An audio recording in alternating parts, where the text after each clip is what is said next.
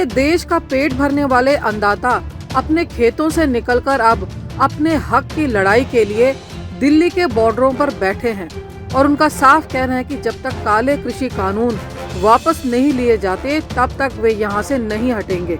वहीं किसानों की लड़ाई धीरे धीरे अब देशव्यापी लड़ाई बन चुकी है, जिसमें हर वर्ग से लेकर राजनीतिक पार्टियां भी उनका साथ दे रही हैं। यहां तक कि नेताओं द्वारा भाजपा का दामन छोड़ने और केंद्र सरकार की ओर से प्रदान किए गए सम्मानों को लौटाने का सिलसिला भी जारी है। वहीं केंद्र की मोदी सरकार कृषि कानूनों का गुणगान करते हुए हर तरह से किसानों को समझाने का प्रयास कर रही है। किसानों के समर्थन में देश भर में धरने प्रदर्शन हो रहे हैं। वहीं आज दिल्ली में किसान संगठनों की कॉल पर पूरे पंजाब, हरियाणा सहित अन्य राज्यों में कृषि कानूनों के विरोध में केंद्र व कारपोरेट घरानों के पुतले फूंके गए। बता दें, मांगे ना मानने पर किसानों की ओर से 8 दिसंबर को भारत बंद तथा दिल्ली सील करने का ऐलान किया गया है।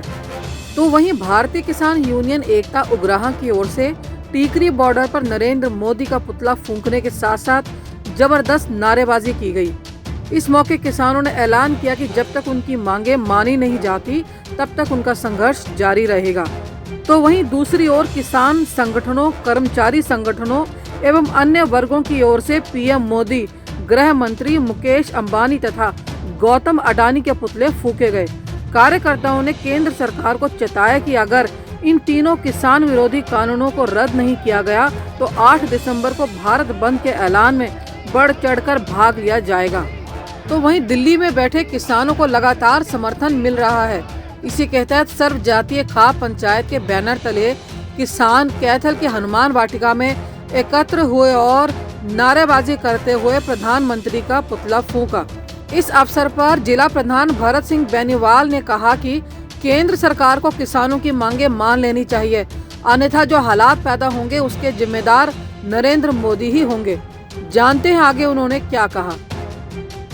आज जो दिल्ली बॉर्डर के ऊपर और टिकरी बॉर्डर के ऊपर भारत का अन्नदाता अपनी मांगों को लेकर के, अपनी समस्याओं को लेकर के मौत के मुंह में जूझ रहा है। कोरोना की बीमारी को और कड़ाके की सर्दी को 80 साल के 70 साल के बूढ़े जो एमएसपी की मांग को लेकर 3 काले कानून रद्द करवाने को लेकर के बैठा हुआ है पूरा हिंदुस्तान का किसान। उस किसान मोर्चे संघर्ष समिति के आह्वान के ऊपर आज पूरे भारत के अंदर मोदी के पुतले फूके गए हैं। या तो किसानों की मांग मानी जाए, नहीं हम बता देना चाहते हैं मोदी जी, इस देश के अंदर जो हालात पैदा होंगे उसके जिम्मेवार आप होंगे। देश के अंदर जो स्थिति आएगी उसके जिम्मेवार आप होंगे।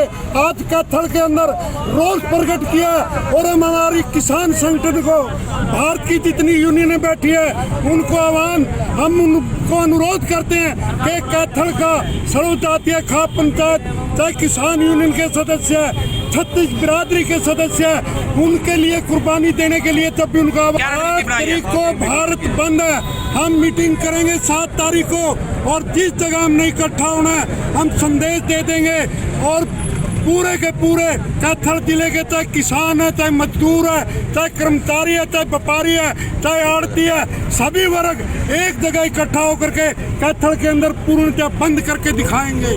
ये हमारा 8 तारीख का प्रोग्राम है और हम एक बार फिर इस चीज का, यदि भगवान सद्बुद्धि दे नरेंद्र मोदी को समय रहते किसानों की उन समस्याओं को, उन मांगों को जितना जल्दी हो उसके मान ले, अन्यथा ना ये सरकार बचेगी और हिंदुस्तान के अंदर भी जो हालात पैदा हो जाएंगे उनका जिम्मेवार नरेंद्र मोदी होगा। वहीं किसानों के समर्थन में आई शहीद फेरुमन अकाली दल इंडिया के राष्ट्रीय अध्यक्ष महंत जसबीर दास ने किसानों की मांगों को जायज बताते कहा कि अब उनकी पार्टी की ओर से 9 दिसंबर को दिल्ली जाकर किसानों के समर्थन में धरना और व्रत शुरू किया जाएगा और अगर सरकार ने किसानों की मांगे नहीं मानी तो व्रत को मरण व्रत में तब्दील किया जाएगा। जानते हैं आगे उन्होंने क्या कहा। ਅਸੀਂ ਕਿਸਾਨਾਂ ਨੂੰ ਸਮਰਥਨ ਦਾ ਐਲਾਨ ਕੀਤਾ ਸੀ, ਜਿਹਦੇ ਵਿੱਚ ਸਾਨੂੰ ਕਾਫੀ ਜਥੇਬੰਦੀਆਂ ਕੰਨਿਓ ਸਾਨੂੰ ਸਮਰਥਨ ਦਾ ਐਲਾਨ ਆਇਆ, ਜਿਹਦੇ ਵਿੱਚ ਭਾਰਤ ਸਾਧੂ ਸਮਾਜ, ਹਿੰਗਲਾ ਸੈਨਾ, ਏਕਤਾ ਮੰਚ ਪੰਜਾਬ ਤੇ ਮਜ਼ਦੂਰ ਮੰਚ ਪੰਜਾਬ, ਇਹਨਾਂ ਕਾਫੀ 8-10 ਸਮਰਥਨ ਆਏ ਨੇ ਸਾਨੂੰ। तो उस जो पर अज की आप प्रैस कॉन्फ्रेंस रखी आ ਵੀ ਕਿਸਾਨਾਂ ਦੇ ਲਈ ਅਸੀਂ 8 ਤਰੀਕ ਦਾ ਜੋ ਹੁਣ ਪੰਜਾਬ ਬੰਦ ਦਾ ਸੱਦਾ ਆ ਗਿਆ ਜੀ, ਅਸੀਂ ਅੱਗੇ 8 ਤਰੀਕ ਰੱਖੀ ਸੀਗੀ ਵੀ 8 ਤਰੀਕ ਨੂੰ ਦਿੱਲੀ ਜਾਵਾਂਗੇ। ਹੁਣ ਅਸੀਂ 8 ਦੀ ਬਜਾਏ 9 ਤਰੀਕ ਨੂੰ ਦਿੱਲੀ ਜਾ ਕੇ ਉੱਥੇ ਧਰਨਾ ਕਿਸਾਨਾਂ ਦੇ ਨਾਲ ਰਲ ਕੇ ਲਾਵਾਂਗੇ ਤੇ ਸ਼ੁਰੂ ਕਰਾਂਗੇ।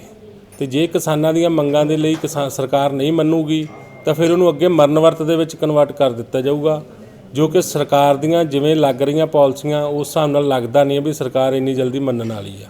ਸਰਕਾਰ ਨੂੰ ਇਹ ਦੋ ਹੱਥ ਕਰਨੇ ਪੈਣਗੇ, ਕਿਉਂਕਿ ਸਰਕਾਰ ਹਰੇਕ ਹੀ ਜੋ ਵੀ ਸਰਕਾਰ ਦੇ ਅਗੇਂਸਟ ਕੋਈ ਮੁੱਦਾ ਚੱਕਦਾ ਜਾਂ ਕੋਈ ਅਨਸ਼ਨ ਲਾਉਂਦਾ ਤਾਂ ਉਹਨੂੰ ਐਂਟੀ ਨੇਸ਼ਨ ਬਣਾਉਣ ਦੀ ਇਹ ਗੱਲ ਕਰਦੀ ਆ।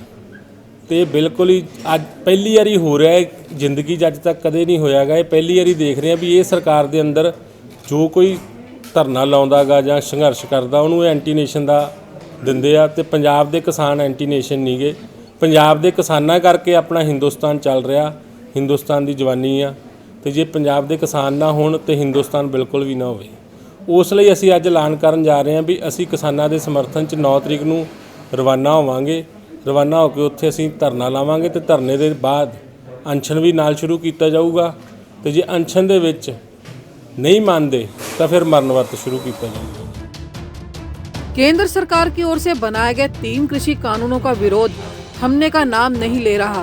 जगह जगह प्रदर्शन हो रहे हैं और स्थिति तनावपूर्ण बनी हुई है। किसान नेताओं को कानून रद्द करने के अलावा कोई और बात मंजूर नहीं है, तो वहीं केंद्र सरकार उन्हें मनाने में लगी है।